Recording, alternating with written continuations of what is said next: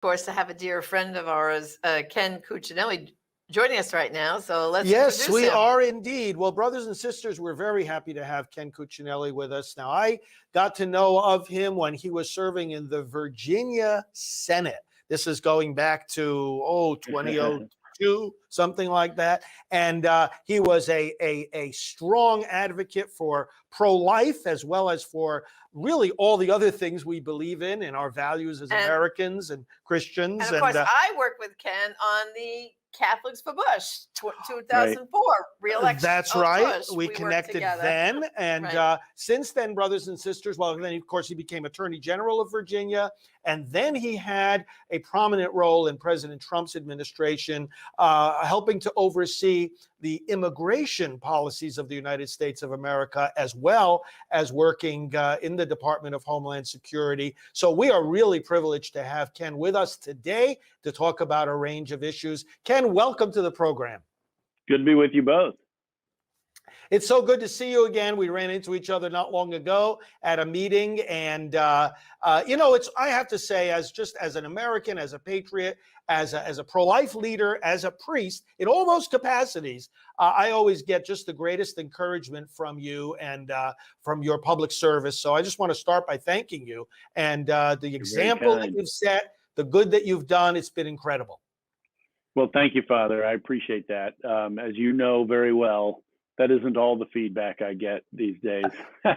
So I appreciate the positive.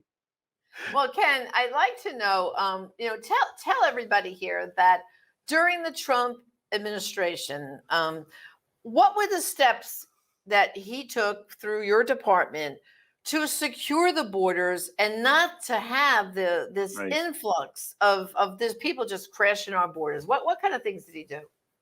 Well, for starters, Janet, the first thing he did was send the message to the whole world that we're not going to be accepting of illegal immigration. Now, I should say I headed the legal immigration agency on my arrival. I came in the middle, really right at the beginning of the 2019 crisis. I arrived in June, after May was the highest month of illegal crossings in who knows how long, 144,000. But unlike the current administration that's inviting illegal crossings, we were trying to deter them. And step one in deterring them is telling them that you're going to send them home, that we're not putting out a welcome mat for people who don't obey our laws. And what I learned very quickly upon taking over the legal immigration agency called the United States Citizenship and Immigration Services was that in the first 2 years of President Trump's presidency, we swore in more new citizens in those first 2 years than I believe the first 2 years of any other president. So it's important to distinguish between how we handled illegal immigration and that we kept legal immigration still flowing. President Trump was not anti-immigrant, he was anti-illegal immigrant. And we all should be. This is a country that is a rule of law country, and that's the foundation that we all share. And we started with that message. It was very effective, and the easiest place to see it is to compare the first few months after President Trump was sworn in, where we had the so-called Trump effect, which was with no real changes in the law. We had the lowest illegal immigration crossings of our southern border in a long, long time, around 15 to 20,000 a month, which are very low numbers historically. And you compare that to Biden's first couple of months, where they exploded over 100,000 in his first full month, which, by the way, is also the shortest month of the year, February. So first you start with the message you tell the world. What are you telling the world? And we're seeing what Biden is telling the world and its effect, and we saw what Trump told the world and its effect. And then there are the actual programs. There's no silver bullet to slowing down illegal immigration. There's no one single thing you can do. We entered into over a dozen international agreements with El Salvador, Honduras, Guatemala, and Mexico to work together to stem the tide of illegal immigration. President Trump was very tough in negotiations with these four countries to get them to participate in that. But they get a lot of benefits from us, hundreds of millions of dollars of foreign aid to El Salvador, Honduras, and Guatemala. And Mexico is one of our three biggest trading partners. And the result, despite bipartisan angst about President Trump being so tough, was we got better cooperation from those four countries than we have ever had before. They literally interjected themselves in the flow of illegal immigration meaningfully and consistently for the first time. And what was the result? The result, in 2020, there were 0 caravans, 0. And that's just a simple emblematic aspect to those policies. We also drove down meaningfully and significantly the flow of illegal immigration. But it was all of those different partnerships working together, along with domestic programs that we began, 15 or 20 in total, if you add them to the agreements with the foreign partners. That's what it took to really stem the tide. That's a lot of professional effort. It's a lot of work by a lot of people in the Department of Homeland Security, but it worked. It worked, and it worked well.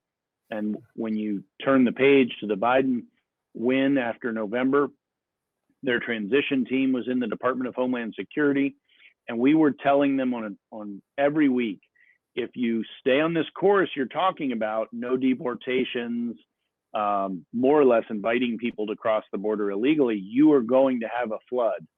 So it was both predictable and predicted.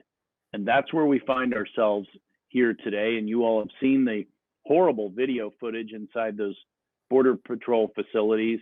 This isn't good for those agents either. It isn't good for the children you see in there. 1,500% overcrowded by COVID standards. And it's interesting how this president cares so much to shut us all down because of COVID everywhere else in the country, but not illegals coming in on the border. You know, Ken, it's just such a basic distinction. One would think that people could understand and appreciate it. The difference between illegal immigration, which we should all oppose, and illegal immigration, which we should all support. You and I have chatted at various times about, you know, what the Catholic view of all this is. And, you know, many people will try to pin the Catholic label on their, you know, their views on immigration. But, you know, as we all know, the Catholic Catechism stands very, very clearly with what President Trump is saying when he makes that distinction. He says, you know, immigrants, first of all, countries have to take care of the citizens that are already within their borders. And so their obligation to accept other people is limited, and the Catechism acknowledges that. And what it also acknowledges is the duty of the person seeking to enter the country to respect that nation and its laws. The paragraph of the Catechism you referenced, Father, does, I mean, you spoke exactly to the obligations on the migrant, and that is to respect the laws and customs of the country they're seeking to enter. That's one. The other half of that paragraph speaks to the nations themselves and says nations that are well off, and America is, have an obligation to be generous.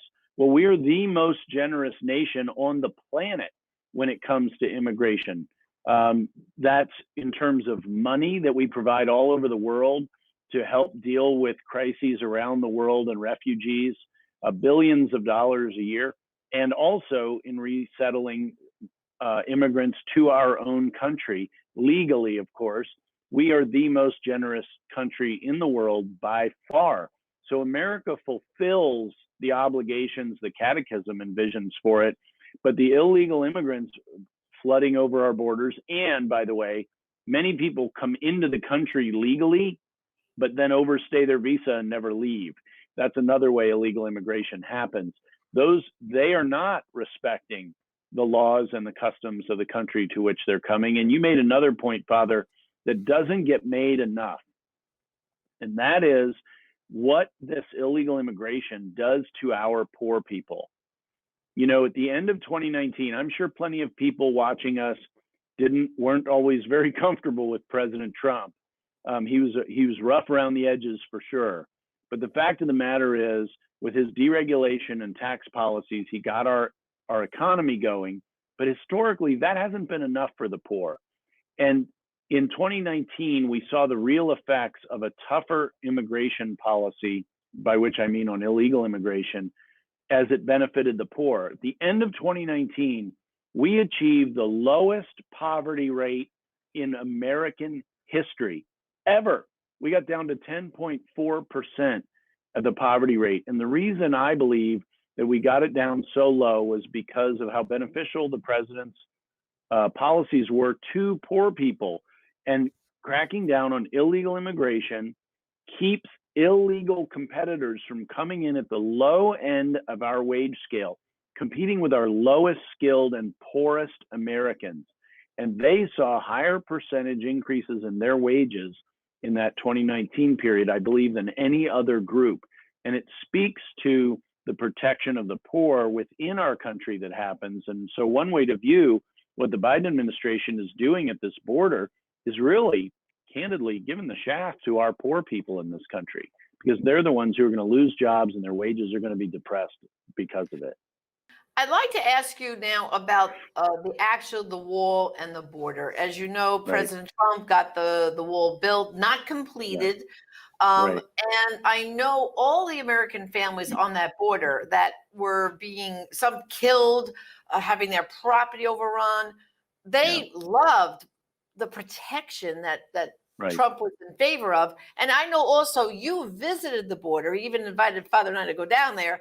And tell us, what was the border like with the wall going up, with the Trump's rules in place? You know, everyone has these pictures that they talk about, oh, children in cages and all these horrible things. Yeah. But wasn't the treatment of the people who were coming through during the Trump administration better than what's going on now? Well, certainly, you know, the analogy I use is tough love. You know, the current Secretary of Homeland Security uses the word inhumane a lot. And if you listen closely to how he uses that word, it's always as a substitute for illegal. And he literally believes, judging by what he says, that any enforcement of the law against illegal aliens is inhumane. Well, you've seen the video footage of children stacked like cordwood, even with COVID, in Border Patrol facilities. You tell me how humane that is, but they can't just release them. You know, children are the one group they can't just catch and release. They have to make sure they're taken care of. They have to be either delivered to foster care of some kind, or some other arrangements with their families have to be made that we can be confident of, meaning for the safety of that child. And that is very difficult to do at the pace these children are coming across the border right now. So I believe that, you know, making clear that this is illegal, that you will be sent home and so forth, and then actually doing it, and the resulting mitigated flow of illegal immigrants is a much more humane arrangement and respects our own poor, as I said a moment ago, than what you're seeing right now at the border. They don't have control of this. They have a serious crisis, despite the fact that they won't use the word crisis. You know, I noted that President Biden appointed Harris, Vice President Harris, to lead this effort. Well, when President Trump appointed Vice President Pence to lead the coronavirus effort, it wasn't because it wasn't a crisis. It was because it was. And when President Obama appointed President Biden, Vice President Biden at that time, to deal with the situation on the border, it was because it was a crisis, not because it wasn't. And I don't think bringing on a crisis is terribly humane or moral, and it certainly doesn't respect the laws of this country. And then under Trump, wasn't the idea that he created where they had to wait in Mexico to come across? And that was all with the like you said, that hard line with the Mexican government and getting them to cooperate. Yeah. And then I know I've seen, Ken, on the news now where over on the Mexican side, they're waving Biden flags. They have Biden T-shirts on. Yeah. I mean, come on. What are we, dumb or something? Like, what is going on here? Yeah, I don't know that anybody anywhere believes this isn't Biden inspired. I mean, this truly is the Biden effect. And I never, ever in the history of the United States or Mexico remember people showing up at our border with presidential T-shirts on and waving flags with the president's, election banner on it and so forth. And but that's what's happened here. They got the message loud and clear. And Democrat Congressman Cuellar, who's based around Laredo, Texas, and on the border, interviewed many of these folks. Remind you, he's a Democrat. And he asked them, did you hear President Biden tell you to come? And they all said, well, yes, we did. How many of you heard him say, don't come? No hands went up. 0 hands went up. What they're saying here domestically, Janet, is really for Americans' consumption. It's just so Americans can see them saying it. It isn't for any purpose. You would know that they were serious about stemming the flow if they put back in place things like the Remain in Mexico program that you described, which was one of the most spectacularly successful programs we ever had. Also, if the State Department started spending money on radio ads and so forth in their home countries, telling them not to come. But that is not what this administration is doing. And it's important to understand why I think that's happening. So right now, as we speak, there are 2 amnesty bills flying through the House of Representatives. And there is a voting bill that already left the House and is over in the Senate that would sweep onto the voter rolls hundreds of thousands and eventually millions of illegal immigrants. And you say, but wait a minute, it's not legal for them to vote. That's entirely true. But they set up a whole system that will default to signing them up on our voter rolls. And by the way, it is a federal felony for state officials who impede, in very vague language, these folks getting on the voter rolls, anybody getting on the voter rolls or voting. So do you think any state bureaucrat is going to question whether a particular person ought to be on the voter rolls automatically when they'd be under threat of a federal felony? I don't think so. So these things are all connected. This illegal immigration wave is intended to be future voters for the radical left. That's what they're hoping. And that's what the legislation you're seeing go through Congress would accomplish. Ken, I saw recently somebody described what's going on at the border as it's a Democrat voter registration drive is how they described it. I want to ask you a question in this way. Looking back at the 2020 election season, it became a favorite talking point of folks on the left and even of just ordinary citizens who were being fed misinformation to simply say, very simplistically, this is terrible. They're putting kids in cages. And then the thing you would hear along with that is, they're tearing children away from their parents. Could you give our listeners some common sense perspective to explode these myths? Well, whatever those children were in, they're stacked up like cordwood now under this administration. So whether you want to call them cages or pods or whatever you want to call them, that's where they are now and in much worse conditions, particularly and in a pandemic, which makes it all the worse. So there's no question, Father, that the mainstream media plays favorites, and they do it in part with the language they choose and the attention they pay. Can you imagine if President Trump had been reelected and we had the situation in these border facilities that we see today? Can you imagine the attention that would be collapsing on these facilities? I mean, you'd literally have journalists trying to break the doors down to take pictures. And yet this administration is censoring it all. And that is what they're doing. They are censoring the American public's view of these facilities. So it is unimaginable under the Trump presidency. We were quite open about the situation in these facilities, even at points of crisis, whereas this administration is trying to bury all of that and not let you see it. It's an extraordinary contrast. And then Ken, when they say children, I think what people think of is, 5 and 6 and 7, 8-year-old that's what they want you to think. But in fact, when we say children, isn't the fact that this is anyone under 18 and that these are a lot of teenagers coming over? Some of them are part of these gangs like MS-13 and also, involved in the drug cartels. And also to answer all that, but then also, isn't it true that if they do get through and, get to a certain point, at a certain point, then aren't they allowed then to bring the rest of their entire family in that can include extended family, aunts, uncles, cousins? I mean, this is the kind of things I've been hearing. So let's start with the first part. Probably over 3/4 of those under 18 coming over the border unaccompanied are 15, 16, 17 years old.